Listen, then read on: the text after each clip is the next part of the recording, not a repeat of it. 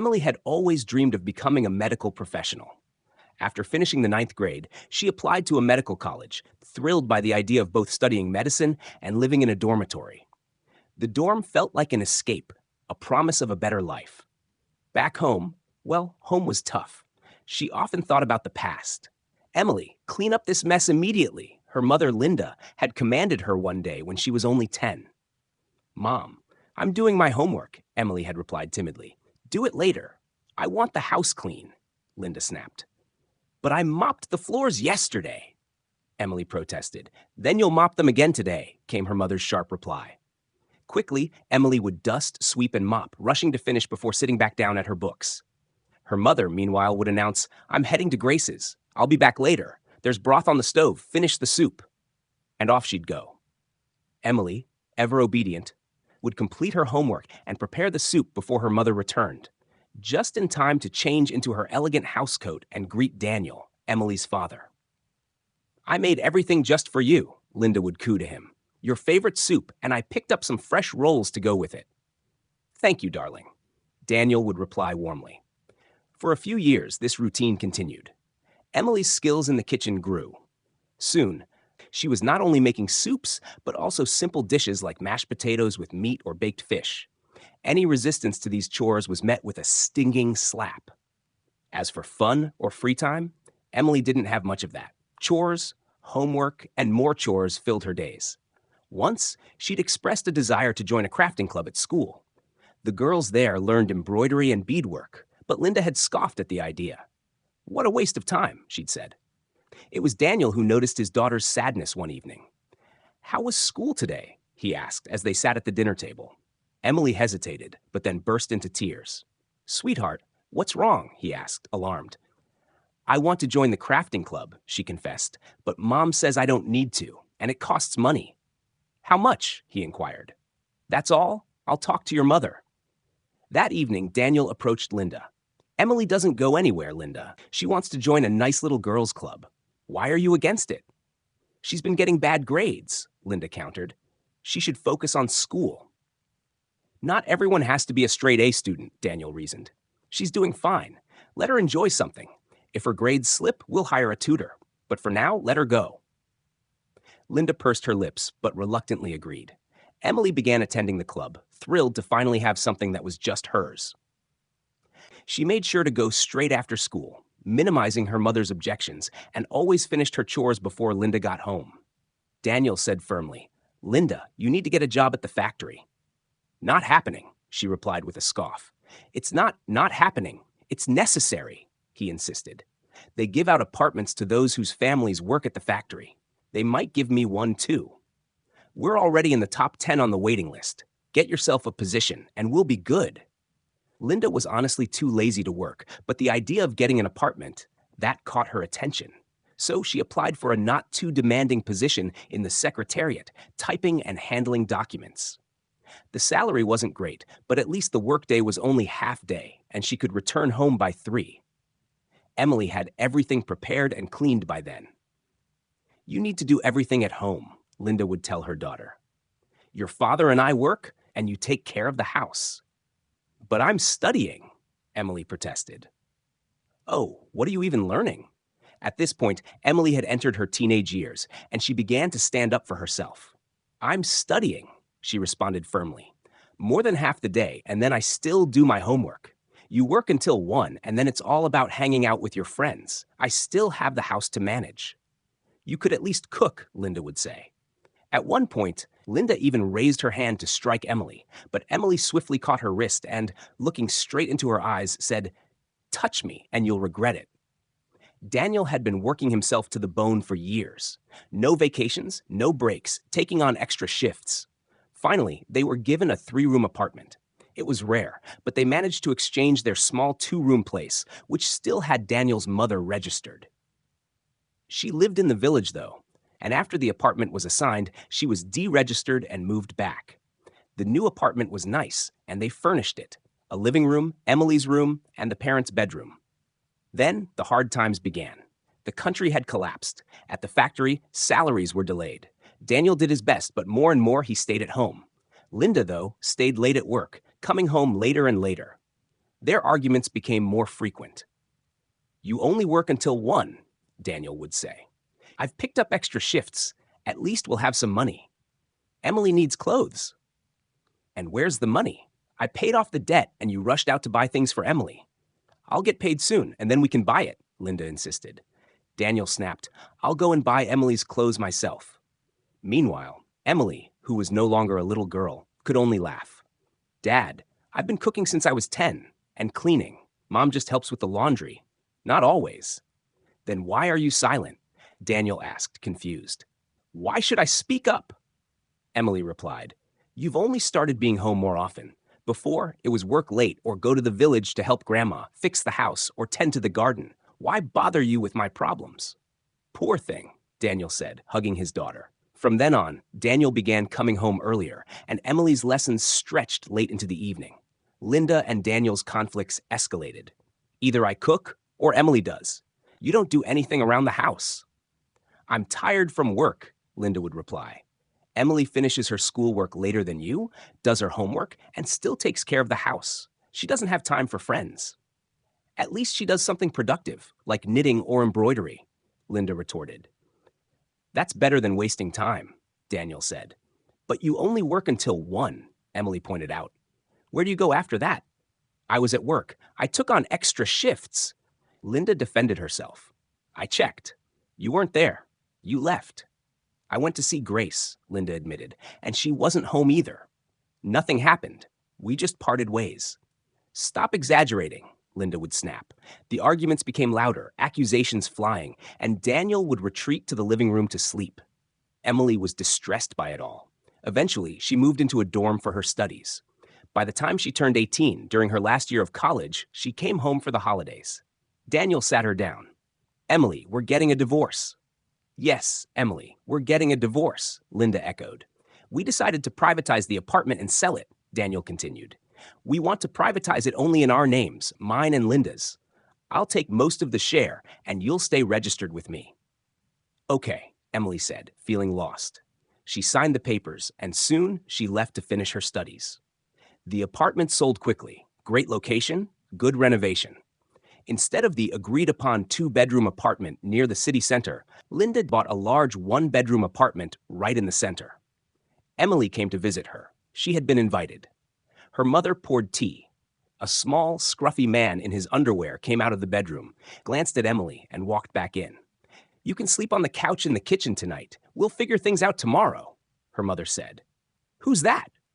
"That's my Freddie, my beloved man. I'm not going to sit alone. Your father left me." Emily settled on the couch, but sleep didn't come easy. Freddie went into the kitchen about 5 times during the night, getting a drink, grabbing something. The next morning, Emily was making breakfast and omelet, while Freddie watched her with a greasy stare. Linda didn't seem to notice. "So what are you going to do?" "I'm going to find a job. The hospital needs nurses." Emily got a job as a night nurse and even took an additional shift as a hospital assistant to make a little extra money. She wasn't home much, working around the clock plus the extra shifts. This arrangement suited Linda just fine. But Freddie started circling around Emily, trying to touch her. Once, he even pushed her against the wall, but Emily managed to knee him in the stomach, and he quickly backed off. Linda started noticing Freddie's interest in Emily. One time, he came into the kitchen and, without noticing Linda standing behind him, tried to smack Emily on the lower back.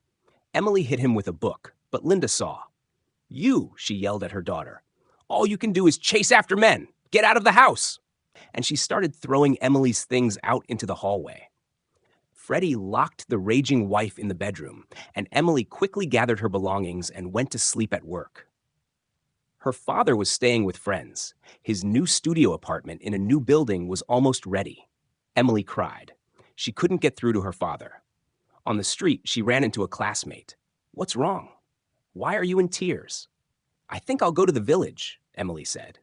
"My mother kicked me out. I can't reach my dad. I don't know what to do." "He works late. My mom works with him. Grab your things and come stay with us. I'll call my mom at work. She'll tell your dad not to be late. They've got orders and money now." Emily grabbed her bags and went to her friend's house. Her dad arrived late, hugged her. "Why didn't you tell me?" "We agreed I'd stay with Mom. But her husband started coming on to me, and she blamed me for everything and kicked me out. Unbelievable. I'll talk to her. Dad, why did you and Mom get divorced? It just happened. I don't want to talk about it. We need to figure out where you'll live. What's there to figure out? Said Olga, Katya's mom. We've got 2 rooms, one for Katya and me, the other for you and Emily. You'll rent the room from us. You're basically living at work anyway, and Emily shouldn't stay in that dorm room. That was the agreement. Her dad had spoken to Linda, but she yelled and raged like she'd lost her mind, blaming Emily for everything. Daniel and Emily moved in with Olga, and the angry Daniel went to court. I want everything back. Cancel the privatization. Return the apartment to its original state. Undo all the transactions related to the apartment. Reason: my wife was deceived by her daughter. Linda came to court looking her best. Bright makeup, a huge fur hat, a fur coat down to her ankles. And she was arm in arm with Freddie, who looked up at her from below. Freddie testified in court, "It's impossible to live with my stepdaughter. She flirted with me, tried to seduce me." How? She walked around the apartment in a t-shirt and shorts. My shorts go past my knees, Emily objected, and this t-shirt is 2 sizes too big. Freddie was silent. Linda, however, shouted across the entire courtroom, "She's always chasing after men. There's no place left for stamps. She needs to be treated by a doctor for all sorts of improper conditions. She catches anything and everything." Daniel couldn't take it anymore. "Linda, that's your daughter. How can you lie like that?" "What's wrong with that? It's the truth." Emily said, "I work in a hospital. I get regular checkups. I take tests. There's nothing like that, and there never has been. I've kissed a couple of times, but that's all. Nothing more, ever." The court dismissed the case. No one was going to return everything to the way it was. Linda left triumphantly. She'd be living in her apartment with Freddie. That evening, Emily cried in the kitchen. "Dad, Aunt Olga, why is she like that? What did I do to deserve this?" "Sweetheart," Olga hugged her, "sometimes when a man becomes more important than his own child, things go wrong. It's not a good thing. You can't lose yourself in your child at the expense of yourself, but you can't replace your child with a man either. Everything will be fine. Let's all go to the village for the weekend. Olga, Katya, Emily, and me. We'll help my mom. Bring some food. Let's go." "But how?" "It's a surprise." On Saturday, her dad drove them. A not new but very good car stood in the yard. Bought it after the accident. The exterior's been fixed and the interior is in perfect condition. I had the guys fix it up. In the village, Emily's grandmother was interested in meeting Olga and Katya. They helped her around the house and in the garden. Before they left, she quietly whispered to Daniel, "She's a good woman. Don't let her go." "We're just friends for now." They brought back vegetables and meat. They made minced meat and spent the whole evening making dumplings together. They laughed, talked, discussed everything. From that day on, their evening gatherings became a regular thing. One time, Katya and Emily were walking back from the movies. "Emily, I think our parents like each other." "Dad's definitely in love with Aunt Olga. Are you against it?" "No, I'm all for it. How about you?" "Me too. Let them be happy. The studio will be ready soon. Do you want to live there together? Let the adults have some time alone." "Do you think they'll agree?" "We work. You're in school. I'm in the hospital. We make money. We're independent." In the evening, during a cozy tea time, the girls exchanged glances and giggled before breaking the news. "We've decided it'd be more convenient to share a room," one said with a sly smile. "Dad, Aunt Olia, we see you're dating. We're happy for you." They paused for effect, then continued, "And when the studio gets rented out, we'll move in there. Oh, and thanks, Aunt Olia, for helping with the registration. Once Dad's apartment is rented, I'll deregister myself from there." 15 years passed. "Anna," Emily's voice came through the phone. "Are you heading to Mom and Dad's this weekend?" "Of course we are. My boys have already packed their things. They're planning to spend the whole summer there in the countryside. Even my husband has his fishing rods ready. He's going with your dad and mine." "My kids are just the same," Emily replied, laughing. "Both my daughter and son can't wait. They say Grandma Ruth and Grandpa invited them. I hope they're not causing too much trouble." "Well, with 4 kids there, it's a lot for them," Anna sighed. "But we'll talk to them when we get there. They've always been amazing with the children." Olia and Daniel had married long ago, and the girls had grown up. Anna now had twin sons, while Emily had a daughter and a son. One day, Daniel made a suggestion. Let's sell the studio and split the money between the girls. No, Daniel, Olia said firmly. The studio is for Emily. Anna already has a share in my apartment. The rent from the studio will help Emily pay off her mortgage. She and her husband bought a 3-bedroom apartment. Anna's living in Mom's old 2-bedroom place, and her husband has his own 1-bedroom, which they're renting out. They're saving for something bigger. The summers in the countryside were a joy. Everyone found their space in the large house. Grandma Ruth sat comfortably in a chair on the veranda. I don't know if we should leave the kids here, Emily mused aloud. 4 of them is a lot. They're not babies, Anna replied. The oldest are 10, and the youngest is 8. They can manage. Besides, it's better than staying in the city during the holidays. And you weren't planning to travel, right? Anna smiled. We have news, she announced. Mom, Dad, we're buying a house in this village. And what about your life in the city? I've been working remotely for years, and so has my husband. He's a programmer. The city's just an hour away by car, and they're bringing gas to the village soon. The family rejoiced, promising to help with renovations. By Sunday evening, Emily and her husband had returned home. It's so quiet without the kids, Michael remarked, sipping his tea. We'll visit on the weekend, Emily replied. And in July, we'll spend the whole month there for vacation. Her phone rang suddenly. The number was unfamiliar. Spam, Emily muttered, but answered anyway. Hello, Emily? A high-pitched voice came through. It's me, your mother. How are you, sweetheart? Mom, how did you get my number? The hospital gave it to me. I got it through your work. What do you want? To see you. Invite me over. I don't know your address. You're still living in your dad's studio, right? Not exactly. Living with some man, then? I'll come over. Mom, it's hard to hear you. I'll call you back. Michael watched her anxiously. Your mother? She remembered me after 15 years. What does she want? I don't know. She wants to meet, but I don't want her in the house. Meet her in a cafe, then. Neutral ground. That's a good idea. I got flustered for a moment there. Emily dialed back. Hi, Mom. Let's meet at a cafe. Tomorrow evening at 6. I'd rather come over today. Why not invite me to your home? Mom, we just got back. Tomorrow at 6. Fine. Emily felt uneasy all day. That evening, Michael called her. Do you want me to come with you? No, Michael. This is my past, and I need to close the door myself. When Linda arrived at the cafe, Emily barely recognized her. She had aged drastically. Her clothes were neat, but she looked much older than her 59 years. Emily, sweetheart, how are you? Linda began. Let's get straight to the point, Mom. You didn't care about me for 15 years. What do you want now? I missed you, darling. You didn't miss me when you lied about me in court, spread gossip, and humiliated me. What do you want? Let me stay with you. I have nowhere else to go. You have your own place. Freddie and I sold it. We bought a 2-bedroom together. But now he's left me for someone younger, and she's moved in. I can't stay there. You kicked me out when I was 19. Now it's your turn to manage on your own. File for alimony if you must. Linda's eyes widened. I will, and I'll win. Go ahead. The court can decide. Emily left money on the table for the bill and walked out. Michael was waiting outside. How did it go? He asked as she climbed into the car. She wants money or a place to live. Should we help her? She has a room. She shouldn't have sold her separate apartment. I don't want her here. Linda eventually filed for alimony. Emily hired a lawyer, and the court granted Linda a modest amount, taking into account Emily's financial obligations and 2 children. That much I don't mind, Emily told Michael. I'd have given more if she hadn't betrayed me. But now, I can't forget. Even so, Emily couldn't bring herself to block Linda's number. Once a month, she and Michael bought groceries and medicine for her. You're too kind, Anna told her. After everything she did to you.